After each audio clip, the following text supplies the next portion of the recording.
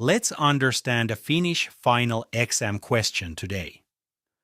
Kun epäjaloa sinkkimetallia käsiteltiin ylimäärällä rikkihapon vesiliuosta, muodostui sinkkisulfaattia ja vetykaasua. Ensimmäinen. Laadi reaktioyhtälö. Toinen. Mikä oli sinkin puhtausprosentti, kun 3,86 gramman näytteestä saatiin 0,109 grammaa vetykaasua? Kolmas. Mitä oletuksia laskussa tulee tehdä? This translates to English as: when impure zinc metal was treated with an excess aqueous solution of sulfuric acid, zinc sulfate and hydrogen gas were formed. 1. Write the reaction equation.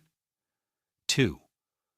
What was the purity percentage of the zinc when a 3.86 gram sample produced 0.109 grams of hydrogen gas? 3. What assumptions must be made in the calculation? Let's first understand and find the answers in English. Finally, we'll discuss how to record the answers in Finnish. If you live in Finland, this might be helpful. To write the reaction equation, everything needed is already given in the question. Zn reacts with sulfuric acid and produces zinc sulfate and hydrogen gas. Our task is only to balance the equation. This is a simple reaction, not a redox reaction, so balancing the equation is super easy. Then comes the next question. When 3.86 grams of Zn reacts with the acid, it produces 0.109 grams of hydrogen gas. Let's first convert the grams into moles. From the given 2 gram values, we need to start from the one we know best. About Zn, it is given that the Zn is impure, so the total 3.86 grams is not pure Zn. It is Zn plus other substances.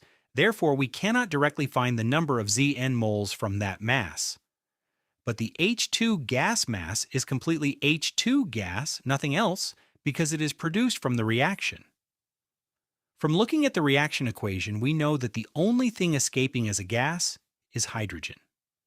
So if we divide the H2 mass by its molar mass, we get the number of moles of H2. From the stoichiometry, we can then find the actual amount of moles of Zn in the original sample.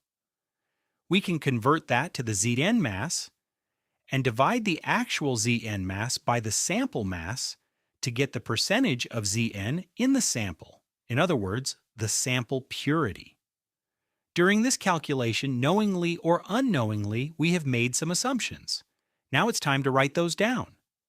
First, from everything else in the sample, only zinc reacts with sulfuric acid to produce hydrogen gas. The impurities do not produce hydrogen gas. The reaction goes to completion. All hydrogen gas produced was collected or measured correctly. Now let's figure out how to record these in Finnish. Vain sinkki reagoi rikkihapon kanssa muodostaen vetyä. Epäpuhtaudet eivät muodosta vetykaasua. Reaktio tapahtuu täydellisesti. Kaikki muodostunut vetykaasu saatiin talteen tai mitattiin oikein. This is one such question where you can almost solve the entire problem in your mind before writing a single thing on paper. When you already have a plan for figuring out the question, it becomes only a matter of writing it down and doing the calculations properly. Keep following us for more question samples and exam tips. The link to our landing page is in the first comment. Additionally, we bring a more detailed help sheet every Friday through our newsletter.